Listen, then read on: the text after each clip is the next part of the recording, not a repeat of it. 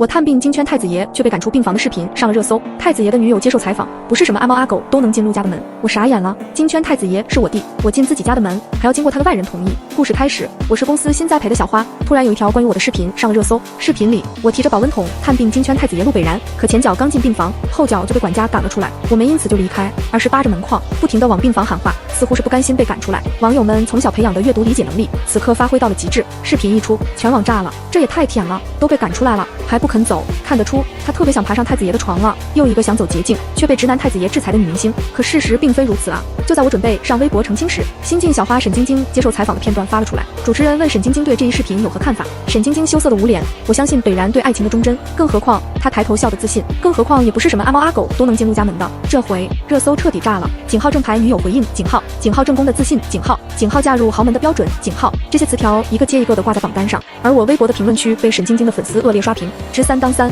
劣迹艺人，滚出娱乐圈。我眼疾手快的把评论设置为仅支持付费评论，一下子粉丝全傻眼了。当然还有一些倔强的粉丝开始付费骂人。事情发展成这样，公司领导层也坐不住了，直接发了个视频会议过来。李总率先发问，乔音，你知道公司最近捧你砸了多少资源吗？就你过几天要上的综艺，那是苹果台的热播综艺，没有一线咖位做不了常驻，我们费尽心思把你塞进去，你解释解释你的行为，你这是在干什么？看着李总失望的眼神，我知道事情已经藏不住了。陆北然是我弟，我想了想补充道，一个户口本的那种亲弟弟。我的话音落下，李总的眼睛都瞪大了2圈。我继续解释热搜上拍到的探病视频，探病陆北然是因为他是我送进医院的，公司为我接的综艺是一档美食小屋直播综艺，但我从未进过厨房，盐和糖都分不清的那种。为了不在综艺上丢脸，我看着网上的美食教程学了一下午，我照着短视频一步一步操作，顿时觉得做饭轻轻松松，一顿操作，菜出锅的时候正好陆北然回家了。于是在我的血脉压制下，陆北然将我做的饭吃得干干净净，当晚就胃疼加食物中毒进了医院。第2天我得知此事，熬了锅粥赶往医院探病。陆北然一听是我亲手煮的，连忙让管家拦住我，管家爷爷无奈地把我拉到门口，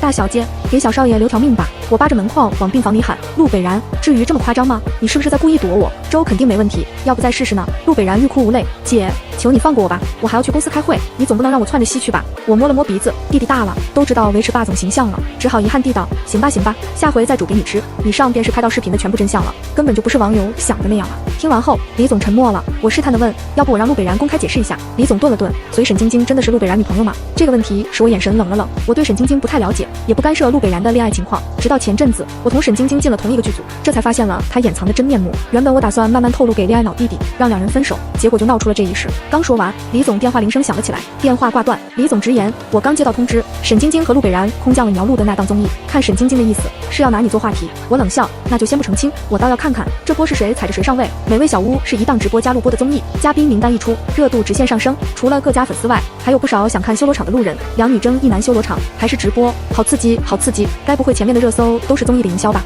不至于吧，哪家这么厉害，请得动太子爷呀？以至于开始录制时，直播间刚打开调试，便有无数网友涌入，导演组果断带着装备来了化妆间拍摄。沈晶晶一边化妆一边念弹幕，如何说动太子爷来录制综艺？他对着镜头露出一个懂得都懂的笑容，直接给他报名就好了呀，不需要劝说。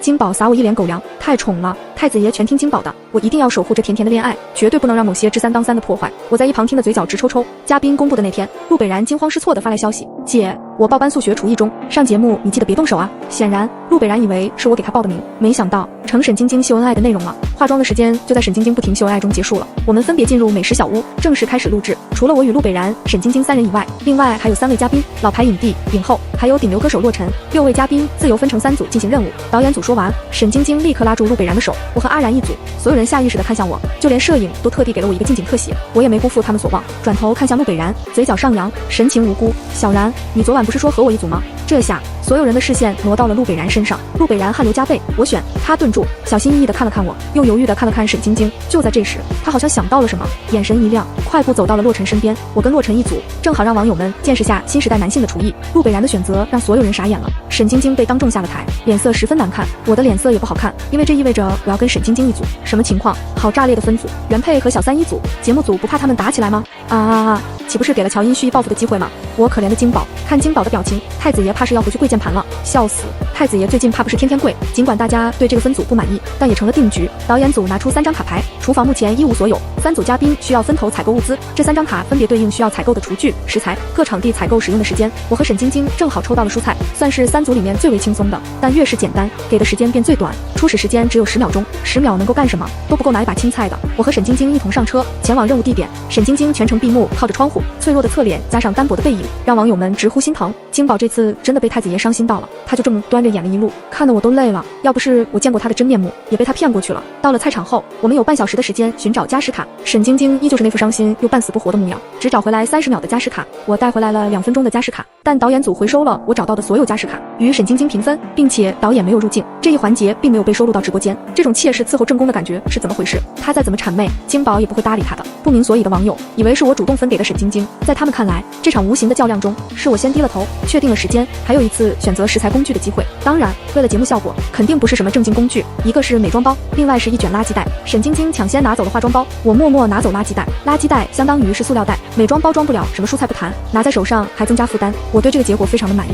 开始，导演组一声令下，我提着垃圾袋100米冲刺到摊位前，青菜、白菜、娃娃菜、卷心菜，但凡目光所及之处，全都抓一把。沈晶晶却优雅的仿佛走 T 台，直播间特意分成了2个屏幕，状态对比十分明显。乔英这么看着好像个疯婆子，感觉太子爷不会喜欢这款的，那是必然的，一直都是他倒贴。太子爷那是心善，不想他当众下不来台，这不就是给点脸色就开染房吗？太恶心了。在争吵下，2分钟很快的结束了。沈晶晶优雅的结局就是没拿到几样食材，特别是放在我那宛如进货的垃圾袋旁边，更加显得稀少。沈晶晶满脸内疚的对着镜头，对不起大家，都怪我，晚上我就不吃了吧。乔英能拿这么多，全是因为金宝拿走了不好用的化妆包，功劳应该算2个人的。就是啊，饿着我们金宝怎么办？大家放心吧，有太子爷在，不会饿着自己女朋友的。网上吵的这些我都不知道，我只知道糟心的组队任务终于结束了，我们是第一组完成任务的。等了许久，才见到另外2组嘉宾回来。此刻的陆北然全然没了霸总的模样，头发乱糟糟的，脸上、身上的衣服都有明显的水渍，看来是去了海鲜区。沈晶晶立刻拿了热毛巾给陆北然擦脸，轻声细语的关心陆北然，好甜。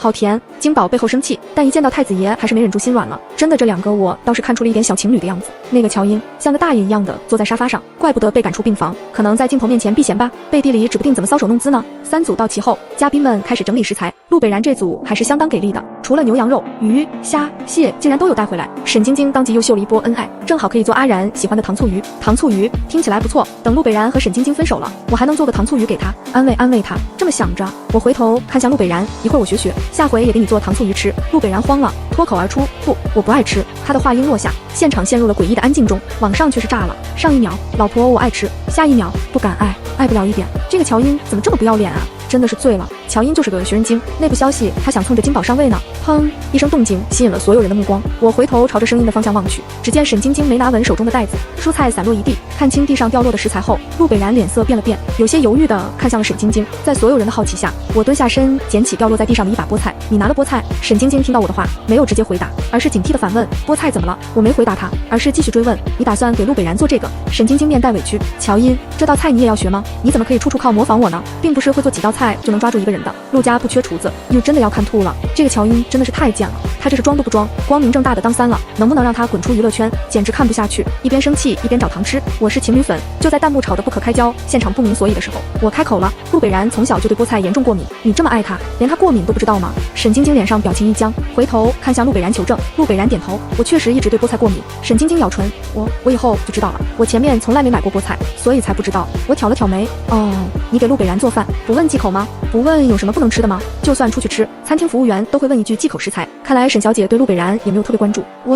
沈晶晶楚楚可怜地看向陆北然，陆北然接过她的话，是我忘记告诉晶晶了，食材一般都是管家采购好的，过敏的菜自然不会出现，家里也有专门的厨师。晶晶做的少，陆北然的解释还算合理，直播间的网友们都信了，但我是她亲姐，看她脸上的表情我就知道，她这是在给沈晶晶圆场子。洛尘见气氛焦灼，连忙暖场，正好我也不爱吃菠菜，就还给节目组吧。其他嘉宾也开始转移话题，说起了晚饭要做些什么，因为是美食节目，所以厨房格外的大，即便6个嘉宾都在里面也不受影响。我会的菜最少，挑了半天食材才确定下来做什么。我起身准备进厨房的时候，正好撞见沈晶晶阴狠的眼神，我耸了耸肩，和她挑衅到底。沈晶晶生气了，那就好办了，距离她流露出真面目不远了呀。我进厨房后，陆北然特意站在我的边上，眼神时不时的打量我的动作，他的这个举动又让直播间观众误会了，这什么意思？太子爷真就被别的女人拐走了？不是吧，我不接受。呸，男人果然没有什么好东西，心疼我家金宝。没一会儿，我先受不了了。陆北然，你是怕我给你下毒吗？陆北然讪笑，嘟囔道：“这不是录节目吗？我怕吃完躺着出去了，有没有可能？这么多菜，你可以不吃我做的？”陆北然震惊，真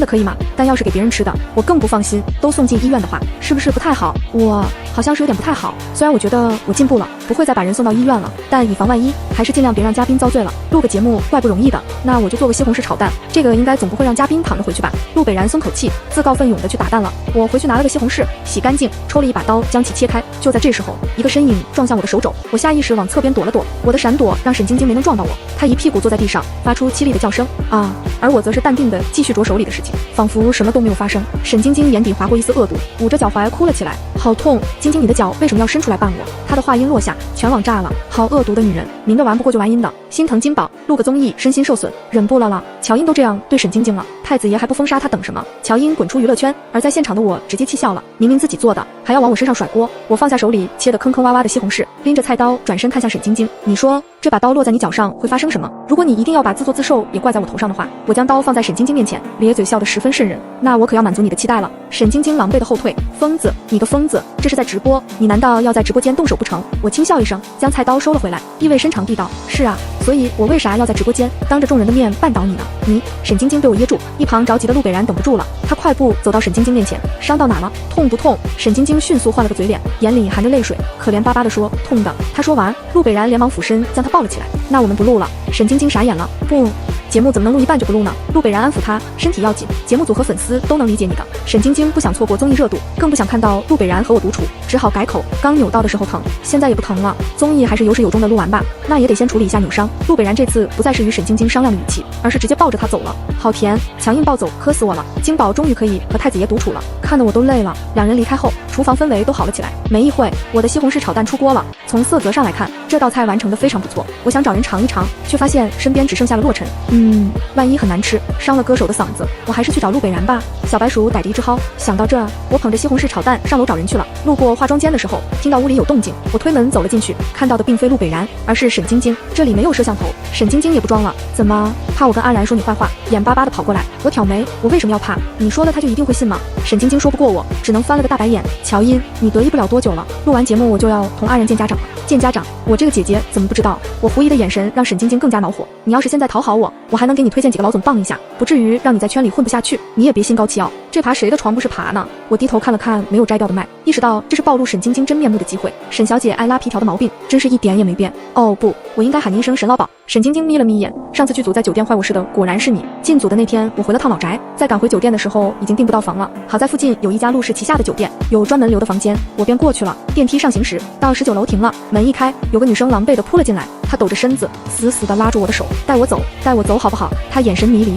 身体不停地发颤。我意识到她可能被喂了不该吃的东西，我没多想，迅速将人带走，送到了医院。等我再回来的时候，10几个保镖在楼里搜寻，声称给沈晶晶找丢失的耳钉。这还有什么想不明白的吗？我怎么也没想到弟弟的女朋友在暗地里干这种事。更令人难受的是，沈晶晶做得很干净，她只引荐，从不留证据，就连那个我就下的女生，第二天也改了口，说是自己贪心富贵，同旁人无关。之前我没证据，但现在我可以引诱沈晶晶，要她当着直播间自己说出来。想到这，我应下，是我又怎么样？沈晶晶笑了起来，是你就没事了，毕竟全网都知道你知3当3，你一个不清白的人指责我这个清白的人。她拖长尾音，玩味地道，你说网友会相信谁？我没应声。沈晶晶越发嚣张起来，你心高气傲盯着阿然也没用，很快我就会当上陆夫人，而你吗？不知道在谁的床上当烂货喽。她说着说着咯咯地笑了起来，仿佛已经看到了我的未来。这番恶毒发言让不少网友疑惑起来，卧槽，这是什么发展？路人闻过而来，娱乐圈是真的乱啊。沈晶晶说话好难听，好个硬人啊！而且那个沈老鸨是什么意思？酒店坏好事又是什么意思？不是，我一个女的听沈晶晶的话好难受啊！我一直以为她是温柔小白花，除了这些，依旧还有很多为沈晶晶说法的粉丝。说话难听怎么了？拜托，正宫思小3位，难道这时候金宝说话还要客客气气的？就是，我觉得金宝没问题，我恨不得再进屏幕帮他骂几句。就在这时，房门被敲响，我的麦没有摘，是导演组的人来了。我抢先开口，是要走流程了吗？我马上来。说完，我出了化妆室，沈晶晶没有起疑心，而门外的导演已经傻眼了。乔小姐，你的麦没摘。我点头，我知道网上的言论别告诉沈晶晶，接下来的热度不会少你们的。可是导演有些犹豫，因为他们不想得罪陆北然。我一眼看出了他们的纠结。你们觉得陆北然知道沈晶晶的真面目，还会护着她吗？这一波你们该站谁？不用我多说吧？导演咬了咬牙，好，接下来网上有多腥风血雨，现场就有多温馨和善。沈晶晶没有作妖，嘉宾们友好的共进了晚餐。饭后，导演组提出玩游戏，决定谁洗碗，玩的便是我有你没有。沈晶晶坐在最右边，游戏从她这开始轮，她立刻捂着脸，羞涩地道：“我有交往的男朋友。”洛尘立刻提出抗议，指定性别是不是有点犯规了？陆北然转头看他，你也可以交往男朋友，不限制性别。哎呀，这波实力护妻，好好磕，你们真是什么都磕。沈晶晶干的事情都被扒出来了，拜托，那些一看就是乔音栽赃我们金宝的呀，就是没看到太子爷还护着他吗？游戏轮了一圈，轮到我的时候已经折了5根手指了。我想了想，网友该扒的应该扒的差不多了，陆北然再不知情下去就有些好笑了，所以我决定开始摊牌。录制现场有我的家人，陆北然犹豫地看了我一眼，最终没有折手指。沈晶晶看陆北然没有动，脸上顿时浮现绯色，也没折手指。我挑了挑眉，沈小姐，玩游戏要实事求是，请问您弟家人在哪？沈晶晶没想到我会追问，立刻反驳，那你的家人又在哪？就当沈晶晶以为我会退缩时，我突然指向陆北然，在这呢，和我一个户口本的家人。安静，现场和直播间都陷入了诡异的安静中。显然这个消息把大家脑子都整空白了。卧槽，什么意思？乔音和陆北然领证了，那岂不是乔音才是正宫，沈晶晶是小三？这个反转，我宣布这是今年最大的反转瓜，这不可能！沈晶晶没能绷住表情，她看向陆北然，阿然，这是假的对不对？是节目效果对不对？所有人的目光都集中在了陆北然身上。陆北然摇了摇头，是真的。当大家都在消化这个大瓜，营销号标题都写好了的时候，陆北然补充了一句，乔音是我同一个户口本的亲姐姐。好，这才是节目效果，中间不进个广告真是为难你们了。这大喘气说话，来个一波三折是吧？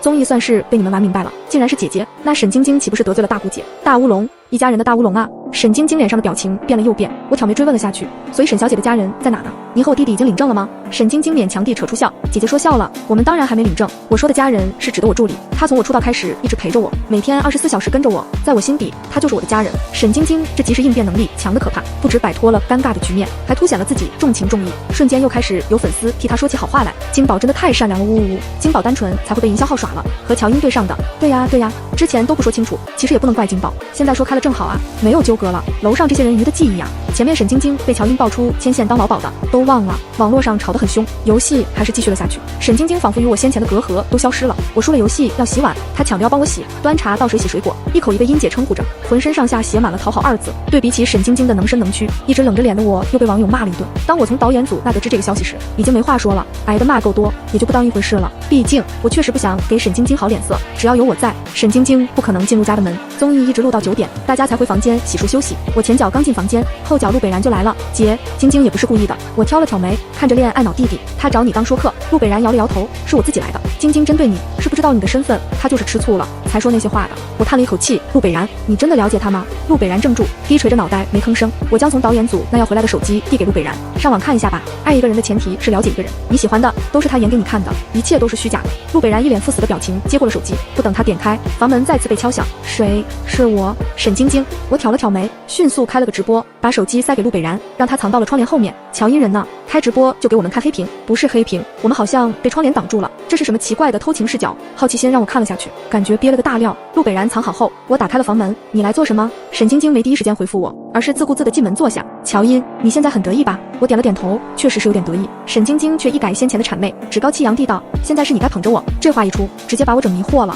只听他继续道，你一个女人没有继承权，陆氏的一切都是陆北然的，只要你不惹我，以后我管家还能给你些零花钱。你出嫁的时候，我允许你带几万的嫁妆走，若你执意要现在跟我鱼死网破，以后陆家的1分钱你都别想花。不是，什么叫我没有继承权？给我几万零花钱？沈晶晶是没睡醒吗？还没嫁进陆家，就已经把自己当陆家的女主人了。我嫌弃的看向沈晶晶，是时代进化把你落下了吗？还是旧社会的裹脚布糊在你脑子里了？好骂！沈晶晶今天真的无限刷新我的底线，都21世纪了还玩性别歧视，脱粉了，粉了个老古董，实在太丢脸了，笑死！本来就对沈晶晶无感，也就你们这些小学生相信她是纯白茉莉花。同时，网络上爆出的沈晶晶娱乐圈劳保也上了热搜，这些都被陆北然默默看在眼里。房间里，沈晶晶气急败坏，大吼：“乔音，你等着！”我耸了耸肩，有没有可能你嫁不进陆家？沈晶晶被我的强硬气的胸口不停起伏，随即她又想到了什么，陆北然已经是成年人了，他的婚事能自己做主，你威胁不到我，给你点脸色你就开染房，真的以为能拿婚事？不好意思，确实可以。我面无表情地打断沈晶晶，陆北然，你来说说，我能不能做主你的婚事？我的话音落下，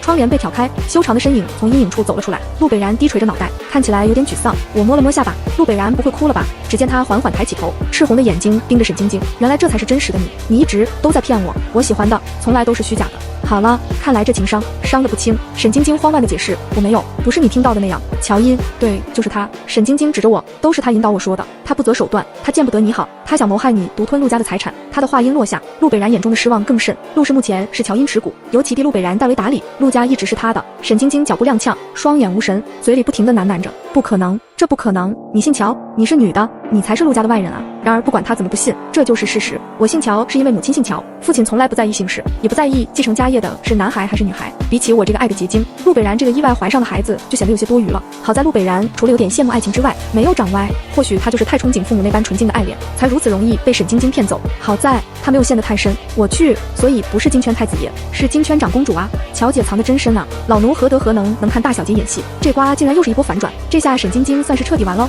节目被暂停了录制，一是因为沈晶晶崩溃了，无法继续录制；二是民警找上门来了，针对沈晶晶在圈内不顾女性意愿，强行拉皮条一事开始了调查。不少深陷其中的女星站了出来发声，指责沈晶晶。1周后，警方官方账号公示调查结果，并全网下架与沈晶晶有关作品。这下沈晶晶算是彻底被全网封杀了。我一夜涨粉千万，靠着这波流量，直接成了新晋流量小花。李总笑得合不拢嘴，直接划了股份给我。我没有因此去演女1号，而是脚踏实地的钻研演技，一步一步的锻炼自己。而除了演戏之外，烹饪也成了我新的心头好。这日下戏早，我给陆北然发去消息，今晚我在家做糖醋鱼。陆氏刚下班上车的陆北然火速爬回办公室，下一秒，一张认真办公的照片发了过来。姐，今晚加班。我放下手机，看着锅里焦黑的糖醋鱼，陷入沉思。可恶，这问题到底出在哪里了呢？完结撒花。